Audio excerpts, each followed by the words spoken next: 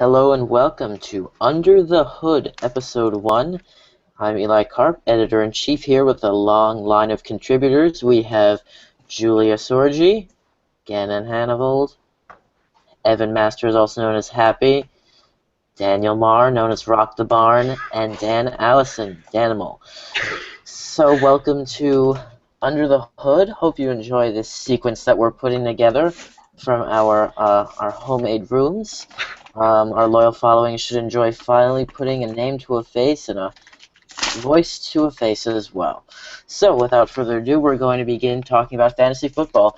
Our draft is next Monday, and you will be getting plenty of updates on our failures and successes throughout the season every Monday and Tuesday. So, let's start by talking draft strategy. Who wants to talk draft strategy? Gannon, we're going to start with you.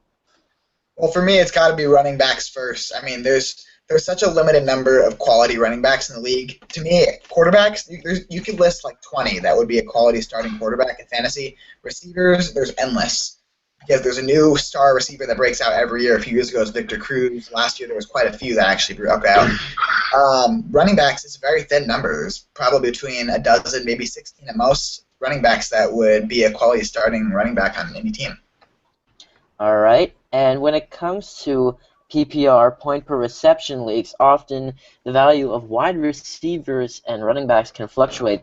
So, Happy, what do you think about, how do you see PPR leagues shifting the landscape of wide receiver and running back values?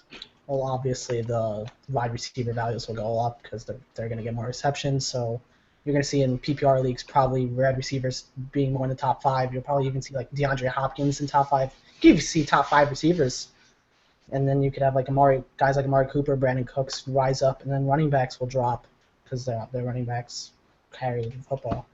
Okay, so Happy to piggyback off that little point. You brought up DeAndre Hopkins.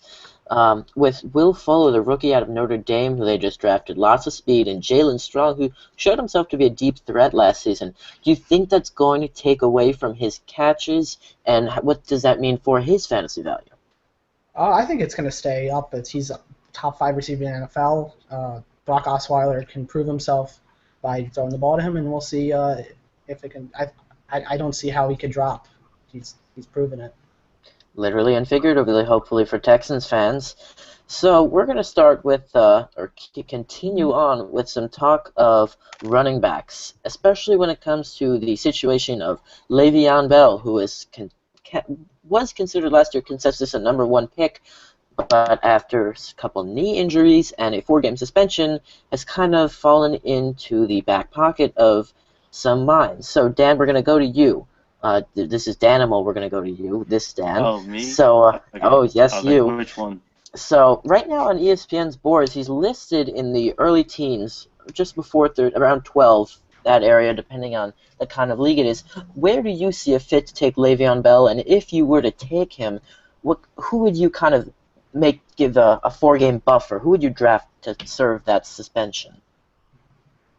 Well, that's an interesting question. It's kind of funny because I had a draft earlier today and I took Bell in my first round pick, but he's definitely, even though he's like knee injuries and stuff, I think he's still up there. Definitely not like a first overall pick or anything, but if you can get him on your team, he's definitely a good pickup. I have like Bell and Zeke, which that should be a good combo this season, hopefully. And for a backup for him, obviously, like Gannon said before, there's not as much depth as the wide receiver position. But, yeah, I'm not really sure about that one, but, I mean, you can make some trades or something. Okay, well, you actually bring up a very good point, and a point that I happen to be very passionate about, how Ezekiel Elliott is rated on 6th overall on ESPN's big board. He has never played one snap in the league. Who wants to take this one? Is he worth a 6th overall pick? Who wants to take it? I'll take it. Rock the Barn, stepping up to the plate. Do you think he is worthy of a 6th overall pick or top 10 pick in your mind? I don't think he is. He's never played a game like you just said. I'd take him in the second round maybe. It'd be definitely a good safety pick. with what Danimal said with Le'Veon Bell, but he's never played. He's unexperienced. I just think there's more experienced players, Todd Gurley, Adrian Peterson, that you could pick over him. Fair enough, and but he has shown himself, at least in his collegiate career, to be quite the pass-catching back, which could really give a rise to his PPR value. Now we're going to talk some wide receivers. Aside from Antonio Brown pretty much being a consensus one, whether you're in a PPR or standard league, let me hear some more very good options for wide receiver 2 or 3 that many people aren't necessarily thinking about. Julia, we're going to give this one to you. All right. Maybe it's because I'm biased because I'm a Jets fan, but I think you really have to look at Brandon Marshall here. Last year, I have a stat. I think Ryan Fitzpatrick had a career year. Ryan Fitzpatrick had 3,905 passing yards total, and Brandon Marshall caught 1,502 of those. And we all know Brandon Marshall wanted to see Ryan Fitzpatrick come back, mainly because just so he could throw to him. I think that's definitely a good pick, especially because now Marshall's going to be, again, the number one receiver. Last year he caught 14 touchdowns, and that's certainly wanting to rise. So I think you should definitely look out for Marshall on this one. I mean, I know he's not an Antonio Brown, having Ben Roethlisberger throw 80-yard bombs to him, but I still think it's a very good pickup. Definitely worth a top 10 pick, and he's got his partner in crime, Eric Decker, lined up on the opposite side of the field. Definitely worth a solid number 2 or 3 wide receiver, or if you're playing in a flex league, obviously an option to consider on 5th or 6th round. So let's go to tight ends, a spot that is often known as the gray area to fantasy owners. After you go through Gronk and Jordan Reed and Greg Olsen, where do you go from there? A lot of people say Travis Kelce is going to have a fall-off after last year's season. I mean, if you look at last year's season for Travis Kelce, it was very sporadic. You'd have the games where he'd go for 150 yards and 2 touchdowns, and then the games where he'd barely show up on the stat sheet. So, Gannon, here we come to you. Who are you looking at for tight end of those who we have not named, who owners should be looking out for? Well, to me, I'm a fan of consistency. And one of the more consistent tight ends last season was Zach Miller with the Chicago Bears. I think he can be very good this year. With the departure of Martellus Bennett, he's going to be seeing a lot more reps. And he had quite a few great games last year. I remember last year he had a game against the Rams.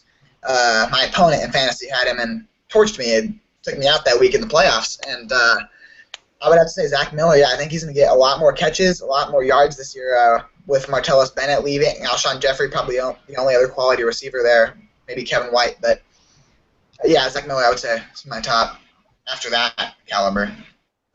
Anyone else have any thoughts on tight ends to go after? I do. Happy. We're going to come to you. I'm going to go with Kobe Fleener. He's obviously now with the Saints, and Drew Brees loves his tight ends. If Benjamin Watson last year, who was a below-average tight end, could have an outstanding year with Brees, and someone of Kobe Fleener's caliber can have an even greater year. And, of course, like Jimmy Brees loves working with his tight ends. He had Jimmy Graham for a great number of years and made him into a star, made Benjamin Watson into a great tight end, and he'll definitely do the same for Fleener. I agree with you, Happy. I agree with that as well. If you didn't say that, I would have brought his name up because the Saints, obviously their defense is horrendous, and I'm not sure how much better it's going to be this year, but a lot of people are expecting to get the offense back on track this season down in the Big Easy. So, now that we've covered some tight ends, a couple wide receivers, let's come to quarterbacks. Gannon mentioned before that there are solid 20 quarterbacks you can go deep and get a decent week out of on any given Sunday, Thursday, or Monday, however you want to look at it. So who are you looking at if you don't want to, if you're not reaching for a quarterback early and you're focused on stocking up on wide receivers, running backs, and tight ends, who are you looking at, say, in the 10 to 15 range to go after? And we're going to throw this one to Rock the Barn. If you're not going for someone like Aaron Rodgers or Cam Newton, you also, of course, have to look at Drew Brees, Phillip Rivers. I don't know with the San Diego Chargers. I'm not really sure there because I would pick a quarterback probably in the first or second round. So I'd probably go with someone like Ben Roethlisberger if he's not picked up high. He's got Antonio Brown, they have a great connection, so I would probably go with Ben Roethlisberger.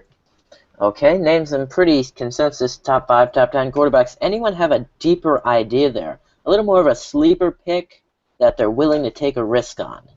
Danimal. Oh, I had to raise my hand like I'm in school, but uh, Marcus Mariota, I'd say he's probably a good backup. Titans have improved on their running game this year, which hopefully takes off some pressure on Marcus. And as long as he can stay healthy, obviously Green Beckham left, which hurts, but they still have Delaney Walker, which he's a good target. He should probably get some more targets, and as long as they can protect him and stay healthy, he's a good backup. Danimal really going for the deep sleeper there. Almost reached hibernation with that one. We're going to throw this one to Julia. Can you name another quarterback that might not come to people's minds immediately, but is worth a look? I'm gonna go back to Ryan Fitzpatrick, and also I think Derek Carr, as I think could be a really deep sleeper, especially if you're in a PPR league and you're going after running backs and wide receivers first. Also, you can't overlook guys like Eli Manning, who I don't think is gonna go first. Obviously, got Cam Newton, Rogers said earlier going first. Even what was I gonna say? Oh, Matt Ryan. You can't overlook Matt Ryan either with Julio Jones down there.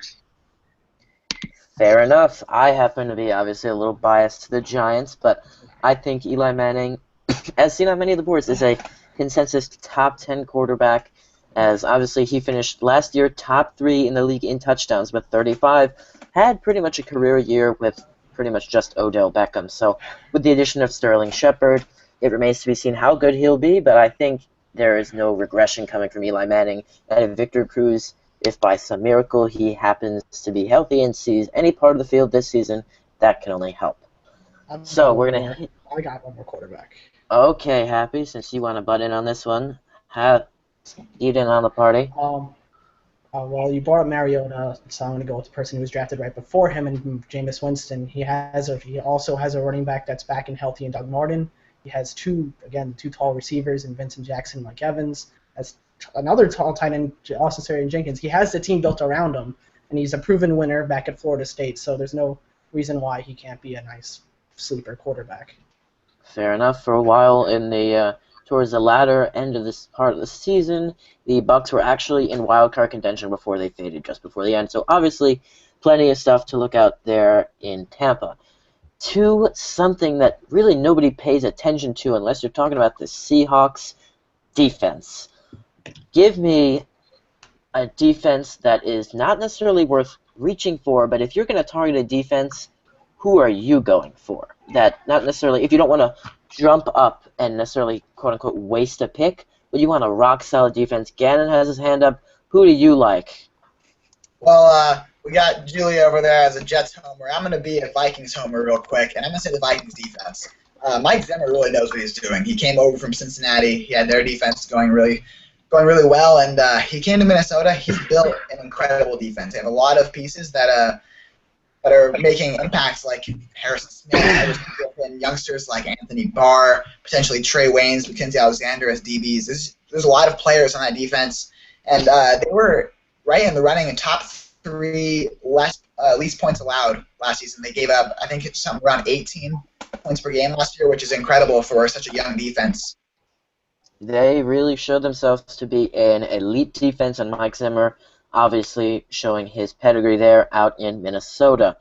Julia, obviously the Jets fan, we know what we're getting from Todd Bowles, but I have to go, at least one of my, who I'll be looking at least a couple of my leagues, are the Kansas City Chiefs. Mm-hmm. Obviously last season after their 1-5 start, they rattled off 10 wins in a row before being eliminated by the Patriots in the divisional round, but with some solid play from Alex Smith and a great defense, including lots of pressure from Tamba Hali and Justin Houston, and obviously Eric Berry coming back and having a Pro Bowl season. This defense is primed to pick up where they left off as long as Justin Houston recovers from his knee surgery as scheduled. And, of course, Tamba Hali is getting up there in age, but they have plenty of weapons on that defense. They are a turnover-forcing machine, so they look like a point gobbler up on the defensive side of the ball. Anyone else with some defensive recommendations? Dan, it's Animal. Well, I was not gonna try to be a homer this show, but everyone else is, so I'm just gonna go with it. The New England Patriots defense, I think it's ranked around ninth or something.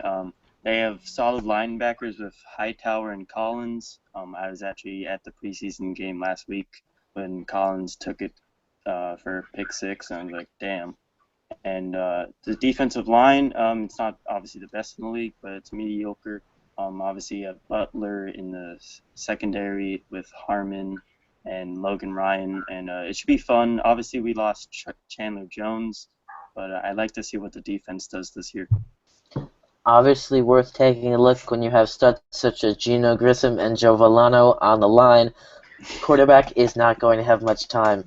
So, we have concluded our defensive portion. We've gone through quarterbacks, tight ends, wide receivers, and running backs. So, I guess I will leave the floor open now for any topics that anyone would like to discuss regarding the draft or what to look for the season in general. If there is nothing, that will be the end of our first show. Hope you enjoyed, but if not, we will be happy to continue. So please, do speak up. Rock the barn.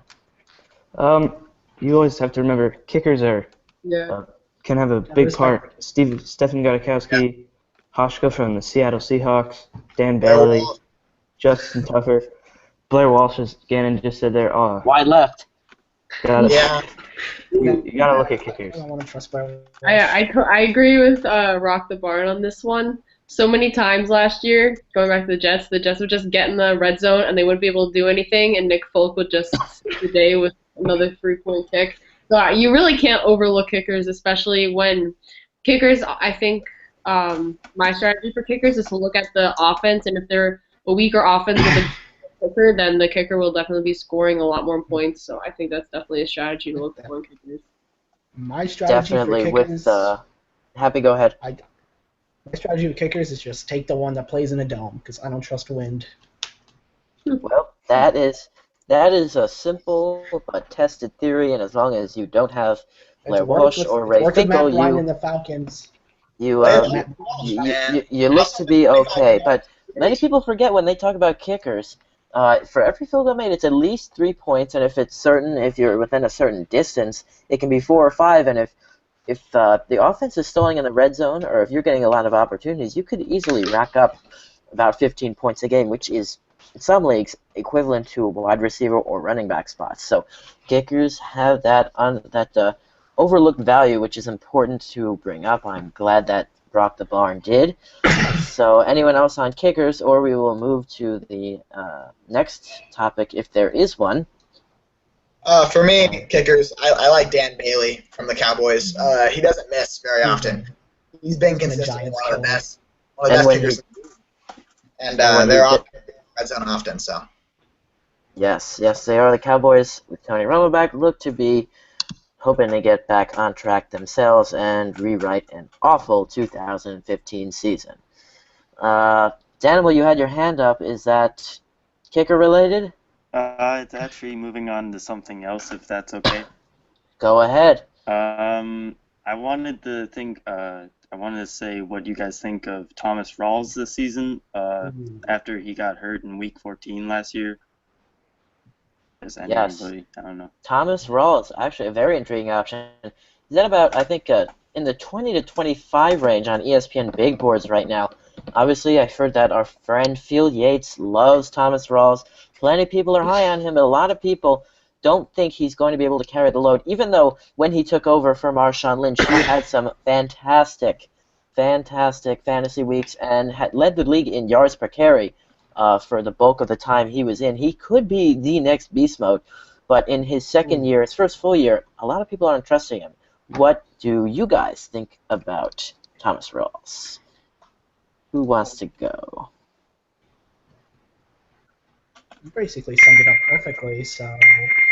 Dan, you want to chime in on this?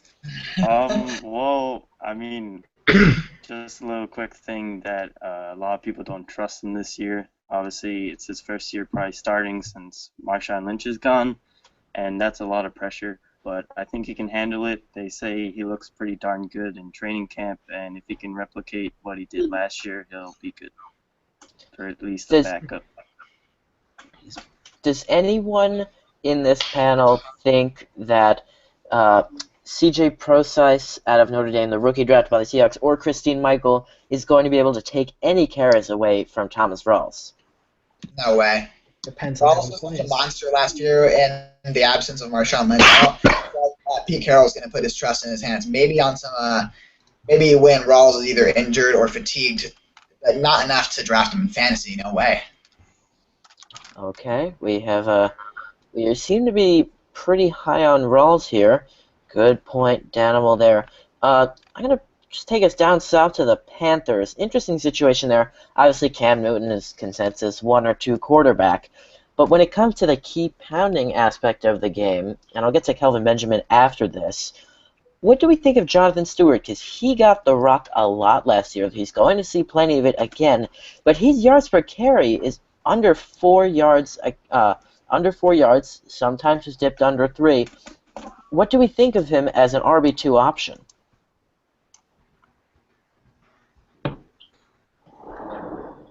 We're gonna throw this to Happy. I don't know about Jonathan Stewart. He's been injured a lot in the last years. I think he's only played like a double. I think he's just over double-digit games in the last couple seasons. So there's obviously a risk factor there. And also, it's just how much is he actually going to produce? He has disappointing seasons in the past. He's had solid seasons in the past, and I think I'd rather have a more consistent running back for my running two position. For Okay. me, Yes. I'm willing to take Jonathan Stewart as a running back too. And if it's late in the draft, I'm taking him as a running back 1. You mentioned his yards per carry is a little lower than expected from a running back 1 or running back 2 spot, but the fact that they give him the ball often because, like you said, that keep pounding formula, which obviously worked pretty well for them last year, they run the ball consistently more than they pass. And so if he's getting 20 carries a game, and even if he's at 4 yards, that's still 80 yards, and 80 yards every game, and maybe a touchdown or two. It's pretty good numbers for a running back in fantasy football. Yeah. Also, I just found out he's 23 games in the last 4 seasons. That means he's missed over a season, almost a season and a half, really. And Yes. and he obviously isn't much an effective pass. Obviously, the pound game, they're not really a passing team. So in a PPR league, he's not going to be as usable as other backs.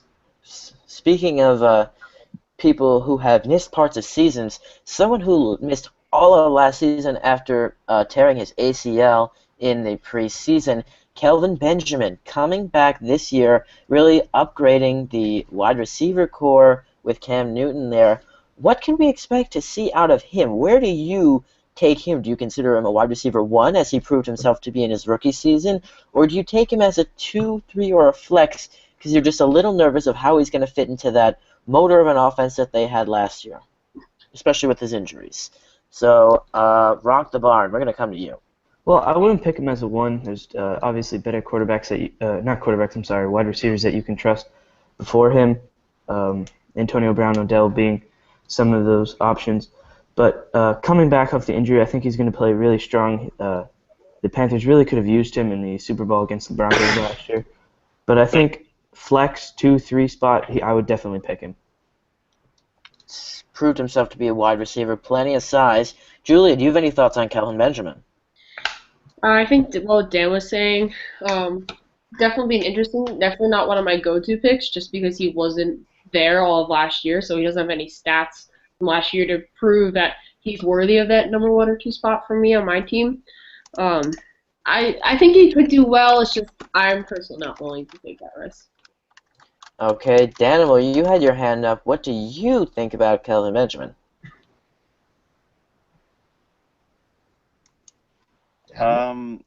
Honestly, definitely not like a wide receiver slot, but flex is probably good for him because like if he comes back, he does good. Maybe he can move up into that wide receiver spot. But if he goes bad, maybe bench, maybe drop him. It's kind of like either it's like a hit or miss sort of. Kind of have to roll the dice on him. But obviously, Cam Newton's going to target him a lot. Him and Greg Olsen. I'd like to see how he does this year. Hopefully, he does good because I'm pretty sure he's on one of my fantasy teams. So. Definitely useful trade bait. Speaking of trade bait, I'd like to hear from each one of you. give me one player who you think is a useful trade bait. So we're going to start with Julia. I know I'm putting you guys all on the spot here. We're going to go across down the baseline. Julia, start with you. Good trade bait. Okay. Um, I think the first person that comes to mind is quite possibly Jimmy Graham. I know last year with Seattle he didn't have the best year, but I think they're going to try to get him more involved this year. So he could be a possible trade bait just because of last year, because of the possibilities of this year. It's sort of up in the air, but he's the first person that comes to mind for me. Definitely a hit and miss career so far. Hit with the Saints, and his brief career in Seattle thus far has been marked with mediocrity and injury. Gannon, we're going to come to you. For me, a good trade bait piece is going to be Jarvis Landry. Excuse me, my computer's glitching out. All right, Jarvis Landry was a good player last year, and a lot of people wanted him. But I think the fact that he was teammates with Odell Beckham in college kind of overhyped his stock a little bit. And he does have great hands, but the inconsistency of Miami's offense to me just makes him a little bit too much of a risk to have on my team. So for me, that's someone I'm going to draft, and I'm going to trade immediately and see if I can get a more proven guy. Definitely a PPR target monster, Jarvis Landry. Obviously, as you said, success hinging on Ryan Tannehill. Happy, someone from you. I'm going to go Derek Carr just because he's on the borderline of being a first quarterback or a second quarterback. So obviously, if he's being successful, and I have, let's say, an example like Ben Roethlisberger, I have him and Derek Carr. I'm going to trade. I could possibly use him as trade bait to someone who has a struggling quarterback one, and then I could use him because I think Derek Carr is going to have a great year. Amari Cooper, the connection they have was amazing last year, and it's only going to get better. A lot of people high on both the Raiders and Jaguars, both teams who have had long playoff droughts and are looking to get off the schneid. Rock the barn. Let's hear from you. I'm going to move over to running backs. I think Arian Foster is a good trade bait. He's a little older now, but if he's healthy, I still don't trust him completely. If he's healthy, you could use him as great trade bait for some better running backs, maybe tight end. I think overall, though, he could be a good person to draft and be able to trade away if he's healthy. Definitely, obviously part of Miami's trial experiment with sign and see how they work out veterans. Danimal, who do you have? I really don't have a player, but this kind of goes to like a lot of players that try to trade people that are coming off injuries or like mediocre players that they could go either way because we don't know how those players are gonna go. Like players that just came off injury, obviously they didn't play last year, and mediocre players that have good years and then bad years. If you trade them early, so you can't like tell how the season's going by then, and you can get rid of them, maybe get something good in return. As they say when it comes to fantasy football, plenty of work is done during the draft, but obviously a lot of wins are picked up during the season with savvy trades and waiver wire moves. So, do we have any other topics of discussions that we would like to bring to the floor before we depart? Rock the barn. What did you guys think Eddie Lacy is going to do this year? Eddie Lacy, quite the conundrum. Obviously, his P90X regimen this offseason looks to have him in top form, but Julia, you look excited to answer this one, so Yeah. I will not keep rambling. I was just gonna say, he definitely. I know he lost some weight. He's definitely on, I don't know, P90X or whatever he was on. But I think, I honestly, I hope he gets back on track. He was on my team. He's on my dad and I's team last year, and he didn't do so well. And I think that got in his head. So I think he's gonna use whatever anger he had last year to really push himself this year. And I think he's gonna try to look for those plays. I really think he's gonna want to have another like a breakout year. Okay, so we have Go Pack Go, but last year he blow pack blow. Anyone else? I have I have a question. Yes. Is it worth it to draft Tom Brady? Is it worth it? Well, going back to our in-house expert, Field Yates, he said if Tom Brady is there at quarterback 10 sitting, take him. But I'm not so sure Tom Brady will be there at quarterback 10. Danimal, eager to answer this one. We're going to come to you, our Patriots fan. Brady, obviously, when he comes back from those 4 games, he'll probably be pumped up. Hopefully, And he's it playing destroy the catch Browns. with Wes Welker. Browns. Oh yeah, true. He's playing the Browns week 5. He's a good backup. Obviously, maybe you take your first quarterback and then maybe a mediocre one for those first 4 weeks, just in case, and then you take Brady. And then once Brady comes in week 5, you drop the mediocre one, and then Brady can just go ham on your fantasy league, hopefully. What about Jimmy Garoppolo? Hopefully. Coming I from was just about to ask that. Is it worth drafting Garoppolo for Yeah. for 4 weeks? Is that even worth it? Is it worth it? It's just such a temporary move. I just don't. I wouldn't do it personally. No, It's, I wouldn't do it either. It's It's just too much nothing. It's no help in the rolling the long. dice. It's too much of a risk, like Daniel just said. you never Well, seen him play in I mean, even if he has an incredible 4 weeks, no way he's gonna play the rest of the season. They're not gonna start Garoppolo over Tom Brady. No way. And he's playing against 2 of some of the best defenses with Arizona and Houston. So Yeah, we'll it's true. see. Didn't Belichick say, though, too, that he's not going to play when Brady comes back in week 5? Oh, Yeah. He definitely Why wants Brady over Garoppolo. Yeah, expect Brady to murder the Browns. Oh yes, there will be carnage. I That'll expect be- myself to murder the Browns. You guys even consider Robert Griffin III in the draft? No, Three. No. I want to. Uh, How do you guys think RG3 is gonna do with the Browns? What if Two you're in one- a team league and there's no one left there at the end of the draft? Need a backup quarterback. Do you even look at it? No, you look at Brett Favre. That's what you look at. You look at Tim Tebow's trying to go to the Tebow. If you get points for home runs. Exactly. No, I wouldn't draft RG3. RG3 is just on the Browns, so he doesn't have to work at a fast food restaurant. Hey, Kurt Honestly, Warner it's did grocery bagging. It's his last career option, Aw. sadly but surely. Okay, anyone else would like to raise a topic? We talked about, I got a topic. Towards the end of the draft, so say you're in a 12 to 16 team league and a lot of these starting running backs are gone. Where do you guys look for more of a second string running back in real life to be your second string running back in fantasy? Interesting. I think, at least I'll start this off. In my opinion, you look at the running back by committee approach. Teams that use running back by committee, because on any given week, anyone can take over, and you got to really play it by ear when it comes to that.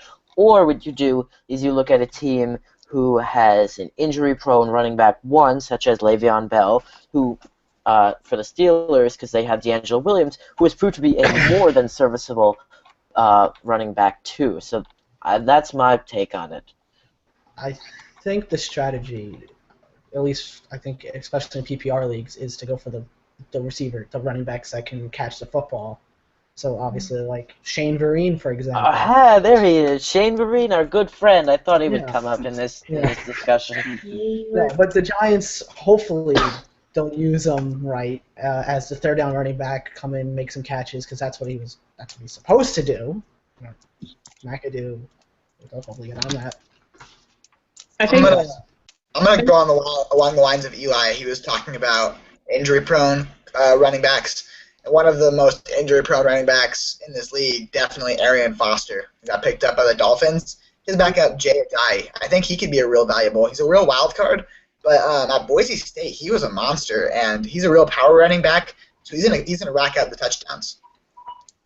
What about Jamal Charles, also another injury-prone running back? Sarkandrick West. Kendrick West Definitely. and Niall Davis showed Someone- themselves to be very serviceable plugins to Andy Reid's chugga chugga choo choo of an offense. So I think we've had quite a good episode 1 here on Under the Hood. Great discussion. Thank you for joining us today, our lovely panel, and we hope that you will check in with us soon throughout the football season and the year in general. We will be covering more than just football. So October for 12th. Danimal, Rock the Barn, Happy, Gannon, Julia, and myself, thank you and good night.